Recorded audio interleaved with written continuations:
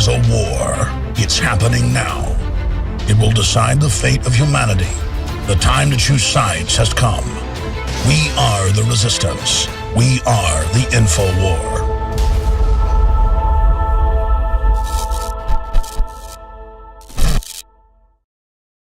I've learned that so many times we attack people in the liberty movement, whether they be on the so-called left or right, about not being totally perfect.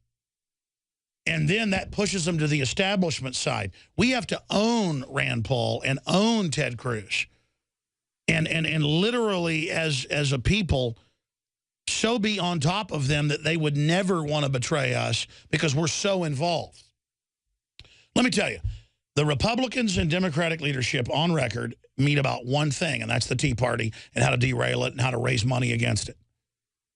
You see that all over the news now. It's admitted. The total demonization, saying it's racist, all the rest of this. The last thing they want is so-called minorities to get into the Bill of Rights and Constitution. Then that would unify everybody around basic rights and ideas and create a renaissance where I don't look at you as a black person. I look at you as somebody that's pro-Second Amendment. I don't look at you as a white person. I look at you as somebody who's pro-gun or pro-family. These are the things that unify us. We're all the same at the end of the day. And we have the same fundamental dreams. But people sit there and nitpick ways to say this person's a government agent or this person's going to betray us or blah, blah, blah, blah, blah. And unless there's real stuff someone's doing there, you have to support them for what they actually do, not for, oh, the wife worked for Goldman Sachs and was in the CFR. They recruit anybody. I had the Council on Foreign Relations come around me like 3 times 15 years ago or so. Because that's what the establishment does, is it goes and gets talented people and brings them to the table. We have to act like we're going to take over and that we're winners. Not that somebody has success. Oh, my gosh, they're a sellout. You know, blah, blah, blah. We have to go off of what they stand for. Here's an example. We've leased Clear Channel, Jones Company satellites, and a couple others. I don't even pay attention to it, but the network leases them. And there was like a hit piece put out by a known government-connected group, I don't know, like 12 years ago or so, that I have to hear about every week now in emails and comments or on the street. Hey, I really like your show for a decade, but why are you an affiliate of ABC? And I go, no, one of the satellites we lease was from ABC, and by law, there was even lawsuits involved, not with us, but with others, to make them sell you a feed. Clear Channel sold us a feed one time and they wouldn't give us the descrambler code, and Ted had to start a lawsuit just to get that, the owner of the network. They didn't even tell us, yeah, here's the $5,000 or $6,000 a month satellite feed. Now it's more to descramble the code, stuff like that. I mean, you could say I work for Jones Broadcasting out of Houston, which I have no relation to, or Clear Channel, or ABC, or there's a couple other ones. Citadel, I think is the name of one of them. I mean, that's mentally... Cumulus is one of them. I'm talking about the name of the satellite company. I have an Apple phone. Doesn't mean I endorse Foxcom's slave factories or Al Gore on the board of it. I mean, they're all made basically in slave labor conditions, and I have it and say it's immoral and point it out. But I'm not in league with Apple. I could be wearing a Tag Heuer watch because I like to dive. Doesn't mean I endorse whatever the company supports. But people like hold me to that standard of, hey, your satellite provider is ABC. Well, yeah, you could go pay them $5,000, $6,000 a month and get that feed too. It's just craziness. It's like, how do you think I get on the air? But that's a way to just say, well, Alex is discredited. You know, he's a nobody. He's really part of the establishment. You know, no one could be successful. It was like I was on XM for about 4 years. The show became very popular. And then because of political stuff, we were basically told all libertarian and conservative talk shows were taken off there. And, you know, we have enough affiliates that didn't hurt us that bad. Affiliates come and go. And that's a free market thing. That they can take us off if they want to. They lost a lot of subscribers doing that. But people said, man, you're on XM. Well, yeah, I was on XM because they could get subscribers. Then they got new management, and we're off. So where are we now? Does that prove I'm a good guy now that I'm off XM Sirius XM? You know, it's mindlessness. What do I stand for? Private property, family, low taxes, guns, due process. That's who I am. What I do, what I stand for, what I produce. How do you judge a tree? By the fruit that comes off of it. Not off of what somebody says about it. Not off of what, well, there was a tree down the road, or that tree's mama was bad. No, you judge a tree by its fruits. How do you judge a milk cow? By how much milk it produces. And that's what I'm telling you, folks. We need to stop judging people off their suit and their tie like Obama and Romney and off of what do they stand for? Oh, they both stand for the same thing. Okay, none of the above. We need to get down to, like, real facts here, folks.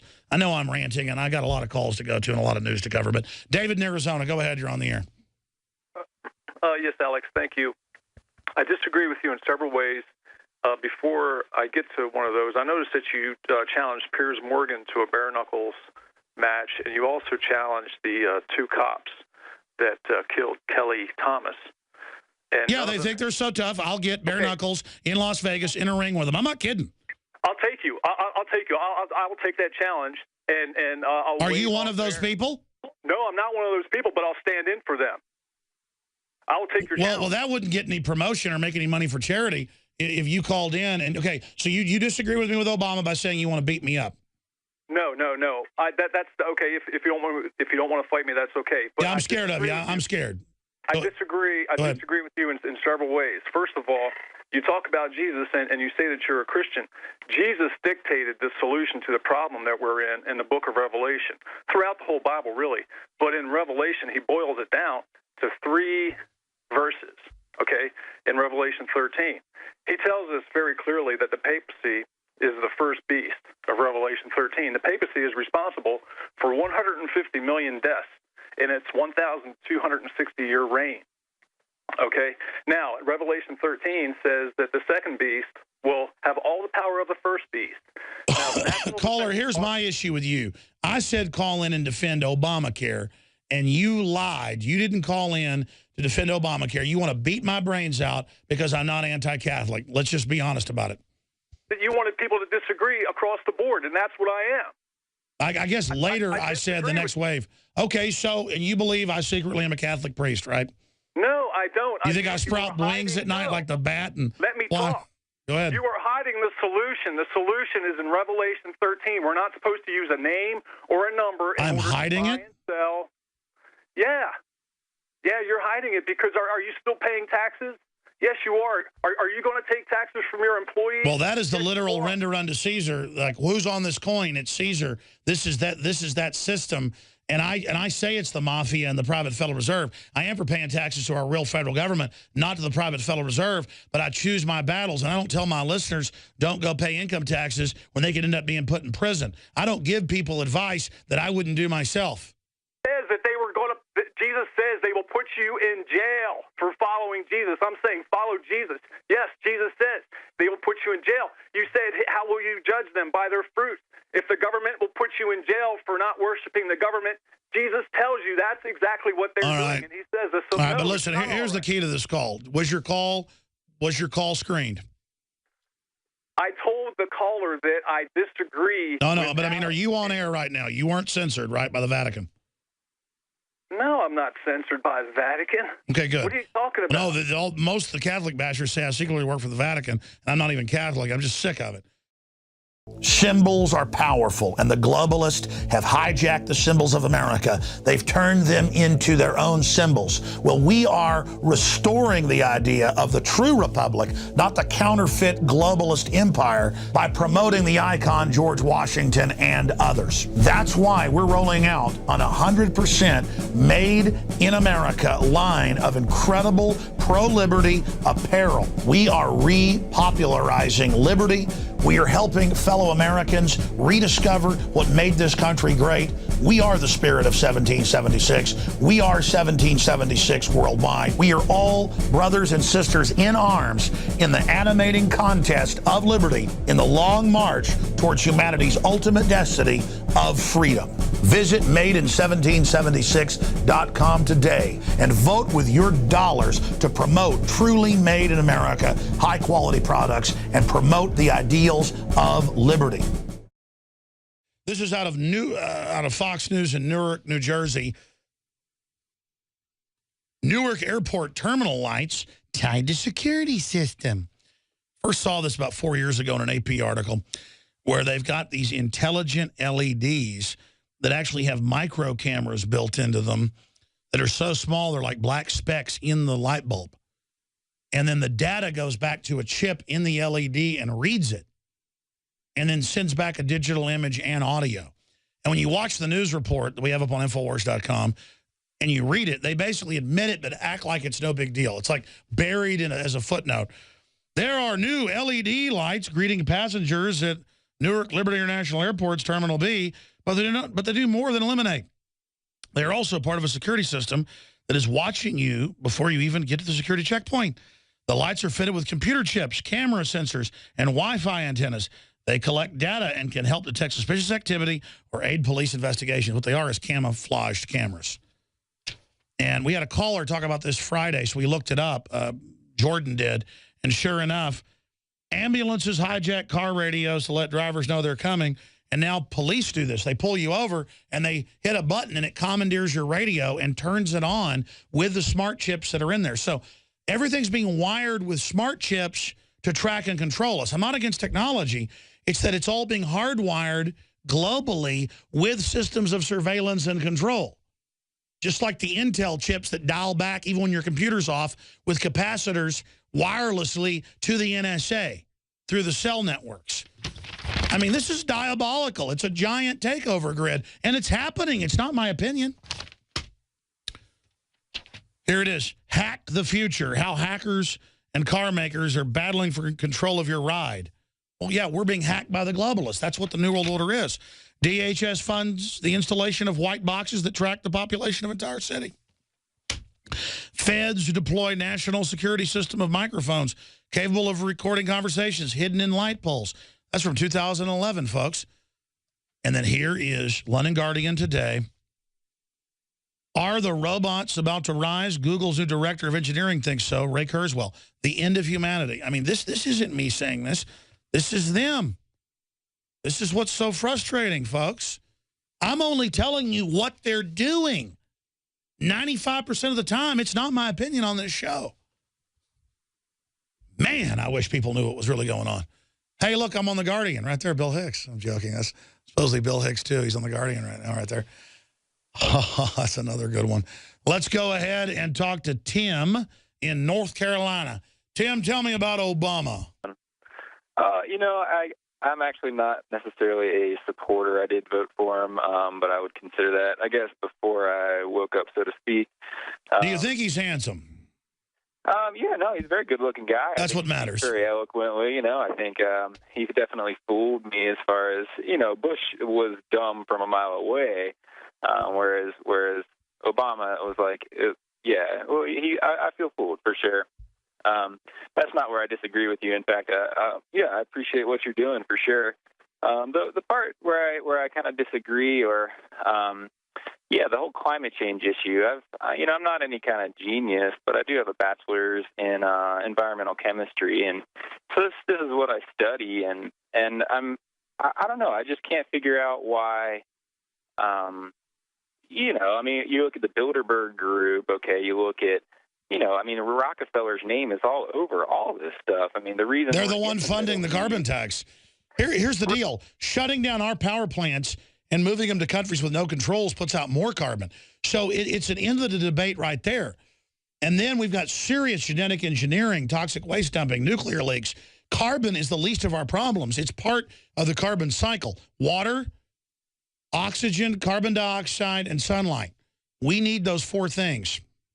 Yeah, but you can't, I mean, think about what a train car weighs, man, and you're burning thousands upon thousands of those a day. I mean, they've got all the equations. Volcanoes put out far more. But yeah, but if you get a volcano, it drastically changes the climate. And what I'm not saying that the world's getting warmer. I'm not saying it's getting cooler. Either of those. All I'm saying is that be careful, because when you support coal, you're supporting blowing up mountains. Listen, I don't like petrochemicals. I don't like the fossil fuel energy grid. You're not hearing me. They only want to selectively cut us off because the globalists already own the third world to make their investments more valuable, and it will impoverish us. We are 50+% coal dependent. Not anymore. It's like 45 now. We're going to go bankrupt, brother. We are a sprawling energy dependent. They're not changing that. It's hurting poor people. I have zero investment in coal, brother. I actually have family that's in natural gas, which is competing with coal. If I cared about my bottom line and only cared about how my family made money, it would be shut down coal. Believe me. I hear you. I hear you. Yeah, and maybe this is, I don't know, this is not hard science, at least not to the public yet, but I tend to think that there's a lot more than they're letting on as far as, you know, what Tesla was researching. I think a lot of that research... They're suppressing unbelievable. It's on record, sir. You're right. I honestly, I don't think we even need the solar panels. I don't think we even need the... Totally agree. Totally agree. Of it, man. I think they're holding on to it because they haven't figured out a way to make money off it yet. But no, you know, I'm not saying anything good about our dear leader, but you know, I'm just, yeah. No, I hear you. And I appreciate your call. Climate change has become synonymous with progress, and you want new energy. I want all that, but they just want a global tax to track everything you do with a surveillance grid over carbon, and this planet is carbon starved compared to its earlier periods. Look it up. I mean, you know, they'll go look at the glacier. It's melting in the summer. It snows and rains all year. Glaciers get bigger. They've always, all the studies show, look them up, they're always going out to sea. They always show the North Pole going, look, in the summer it got smaller. Of course it did. It always has. Then it gets bigger in the winter. I got to go quick here. I got loaded phone lines. Mike in Colorado, tell me about my dear leader. Alex, quite an honor to speak with you, sir. Obama, I'm an Obama supporter only because, well, first of all, he's my commander-in-chief. But the main thing is that where would the liberty movement be right now without him? He's pushed us so far so fast that we've made great strides towards real liberty in this country. No, I agree with you. Sometimes it's got to get bad before it gets better. My problem is that if we don't make the Republicans get rid of all this power grab, they will set the precedent and they will use it in a couple years. We got to punish him now. Well, right. I mean, exactly. You have to set a precedent because if you let them get away with this, if you say, okay, we're not going to impeach him, we're not going to do anything against him, then the Republicans are going to go, they're going to walk right into the office and do whatever they want. It's going to be 10 times worse. Oh, I agree. I mean, I dread somebody like a Chris Christie or a Rubio. Look, they want that. They don't want a Ted Cruz or Rand Paul because I believe those guys are for real. And they're not perfect. Nobody is. But, I mean, we need – America's hungry for a libertarian conservative. It's ready. It's what made us great. We need it. Well, as long as the elections aren't fixed, I think Rand Paul could walk right in. There's no question about that. Exactly. And then we go to the next point. Appreciate your points, Mike. Let's talk to Doug in North Dakota. Go ahead, Doug, quickly. Alex, how is it that all the European countries can afford single-payer health insurance and we can't? Europe has real socialist health care and very high taxes and actually does provide, quote, government-run health care on average. So England does a terrible job, but some of the Northern Europeans do a good job. But that's because they are very high moral level and are able to carry that out. Well, Canada, Australia, Germany, Britain, France. Canada is pretty hellish from folks I know. They can afford it and we can't. Europe's going bankrupt too right now, bro. Well, they're not.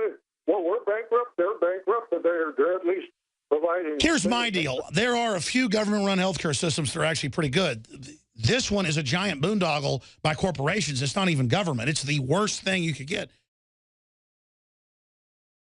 You are watching the best of the Alex Jones Show, weekdays from 11 a.m. to 2 p.m. Central. Watch live at Infowars.com/show or become a member of InfoWarsNews.com and help us take resistance to the next level.